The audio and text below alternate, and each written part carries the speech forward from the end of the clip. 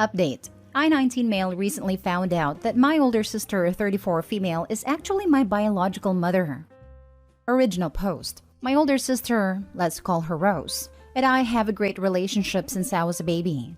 We were raised with an amazing adoptive family and she has always taken care of me. I grew up in a very warm and loving environment, but from what I was told, I was lucky. I was told the story of how me and my sister had two drug addict parents who never took care of us. They never bothered feeding us and used to left us at a junkie friend's house for days to go out partying. When my mom was pregnant with me, she smoked and got drunk. Luckily, I turned out pretty fine. And when I was born, my sister was the only one who took care of me. When I was 2 months old, they left us both in a mall and left. We got help from an old couple, who also turned into our adoptive family, and we contacted the police, but my parents weren't at the house, which looked like a homeless cave. We never saw them again, and after several months in foster care, the couple that helped us, throughout the whole way by the way, agreed to adopt us. Today I'm 19 and Rose is 34. I still live with my adoptive family and she lives about 20 minutes away, so I come and visit her at least 3 to 4 times a week.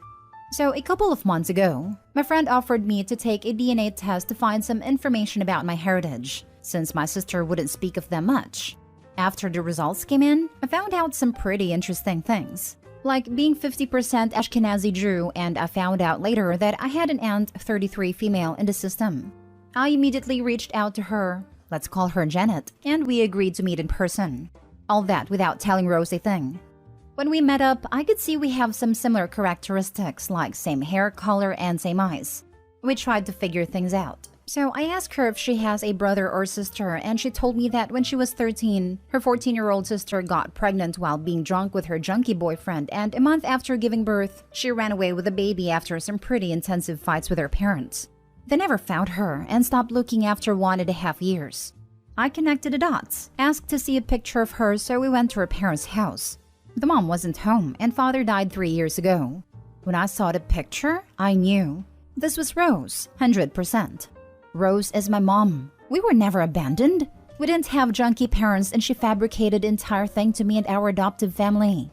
I immediately gave Janet a hug and told her that it's too much for me right now and asked her to keep it a secret for now. I went to my best friend's house, told him everything, and for a week now I'm sleeping over at his place. I told my parents and my sister that I'm at his house because he bought a new game that we both wanted for a long time and avoided talking to Rose much.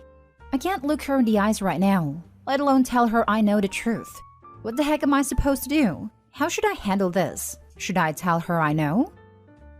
Now for the top advice before reading the updates. Keep in mind your aunt was 13 and her view is probably heavily colored by her parents' representation of what happened. Please update us when you can.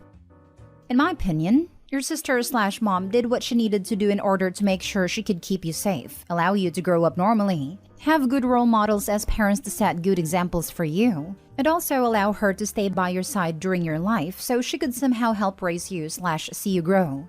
What else was she supposed to do given her situation?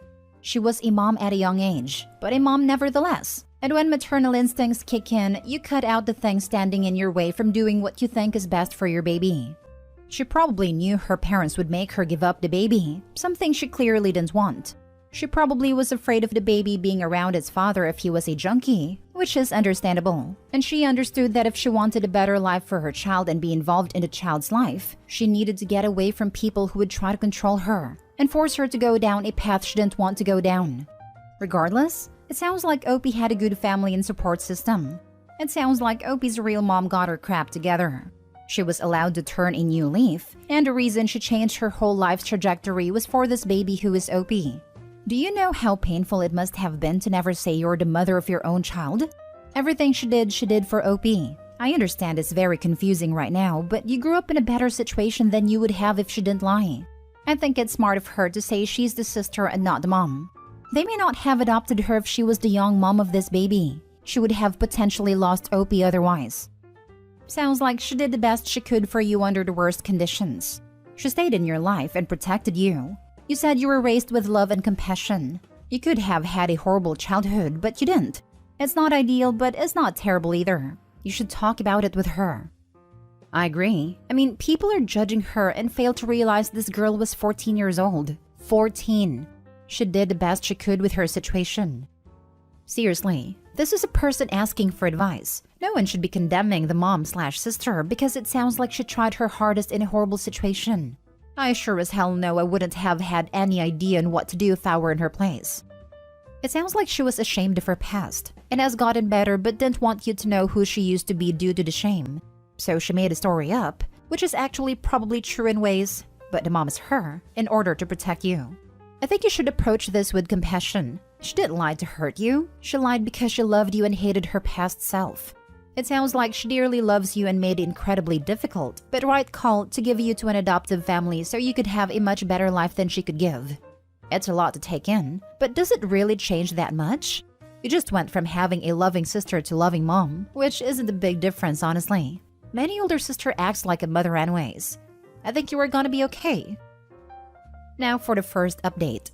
My best friend just took me out for a movie and a drink. I'm not that drunk right now though. I thank you all so much for your warm replies. Made me look at the situation a bit clearer. I have decided to break it to Rose this week, but I need some time to think about how to tell her I know. I don't know if I should try getting there slowly or just break the news to her somehow. I even considered bringing her sister with me, but I genuinely think she will be pissed. I'll keep updating as soon as I'll decide how to tell her.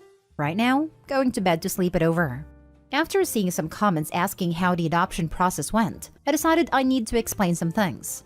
First of all, it's worth mentioning that the adoption process wasn't immediate and it took about a year between the time that happy couple found us outside a mall and the time they adopted us. We were in foster care that time and Rose used to keep touch with them and they would come visit us once or twice a week. Or so I'm told. I don't know what to believe now. Eventually, Rose broke down in tears for them and told them she hates foster care and that her little brother, me, would grow up here and she couldn't bear that thought. At the time, they decided to try and adopt her and hired lawyers and stuff, and after a few months it was legal and done. At least that's what I was told. I don't think my adoptive parents knew, but if they did, then that story is probably a lie too. Now for the second and full update. Okay, so I first of all want to thank everyone for your honest replies. It really helped me to get my feelings straight and get ready to confront her. So after a week of avoiding, I came to her house with a picnic basket by surprise, so I'll have a chance to speak with her. She was happy to see me and I told her to sit down because we need to talk. I started things with saying that I know that she has a secret that she's been hiding from me for years. Her face turned red and she started crying like hell. She knew what I was talking about.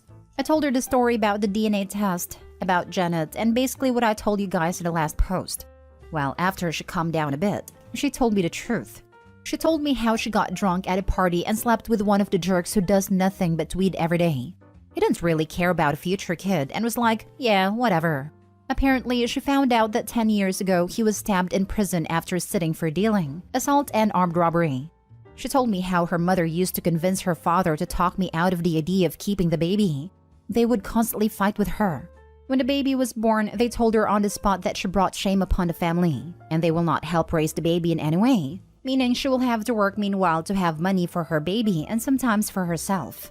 After a couple of months loaning from her friends and juggling between work and taking care of me, she had a huge fight with her parents and told them that if they are not helping financially and barely in any sort of way, she and me are better off without them.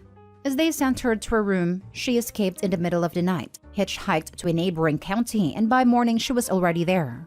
She tried to take care of me for a few days. She found an old abandoned house that used to have homeless people coming around every now and then, and she took me to the mall when I started crying. She started crying too. The couple that adopted us immediately came to our aid and asked if we lost our mother. Rose jumped on the opportunity and came up with a story and an alias. Police figured out we are not in the system for multiple reasons. We were raised in foster care for a year and a half until the couple that helped us decided to make the effort and adopt us so we won't be separated. It took them a few months and a couple of lawyers, but they managed to adopt us both.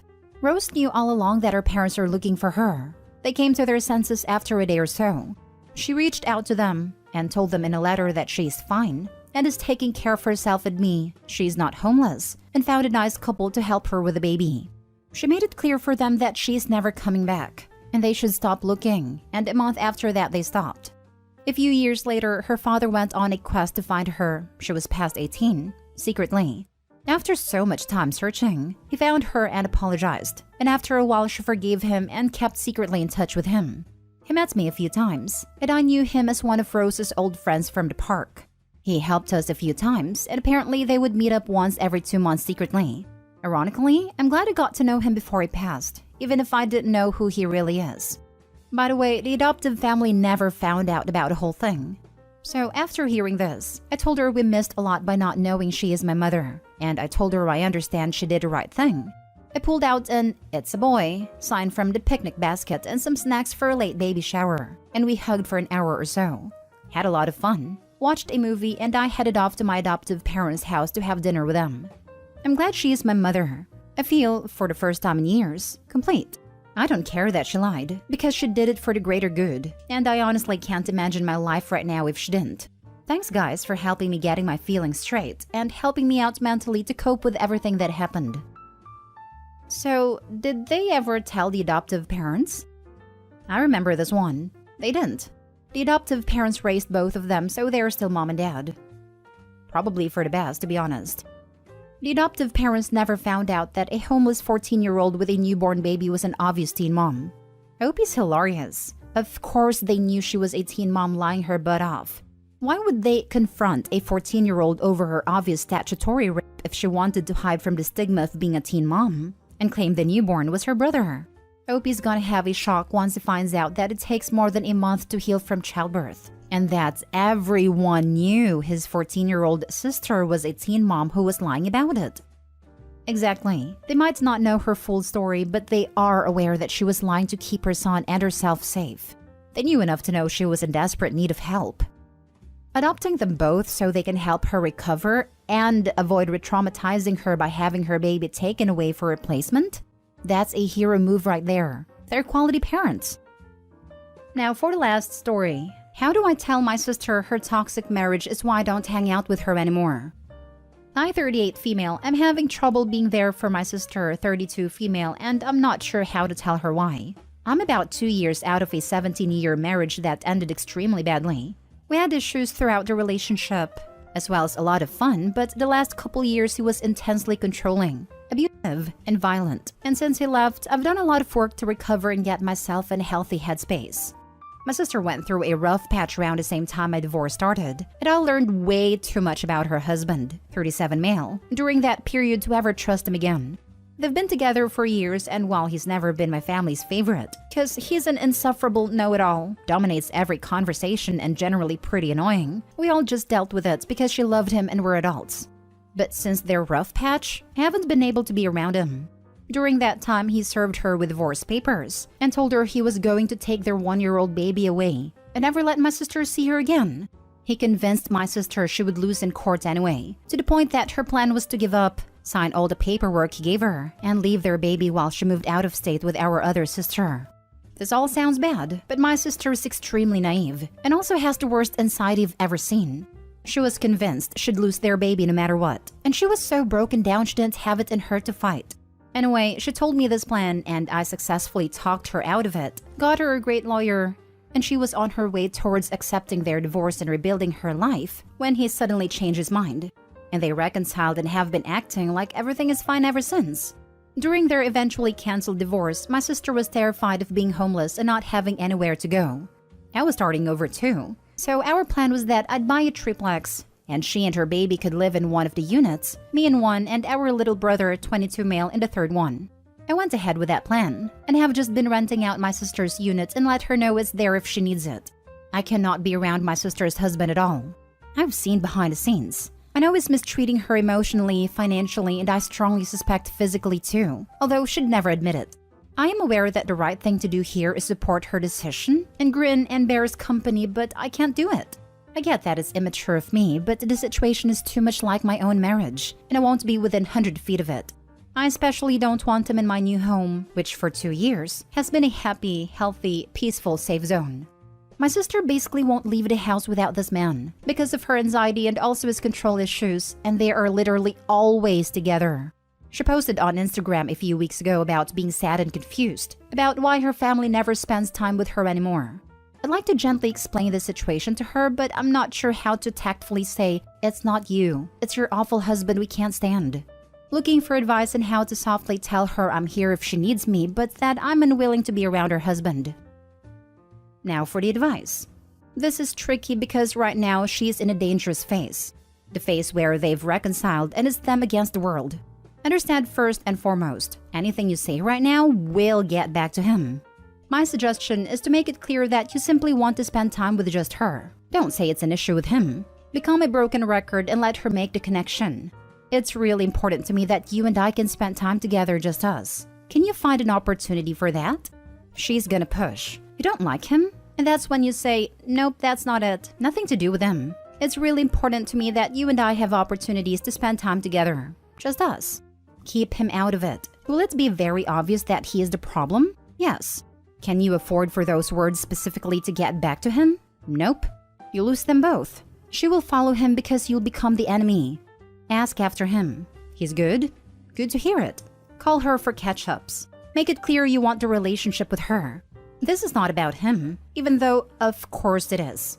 As time goes on and they go into different phases of this cycle, you'll be able to address things more directly.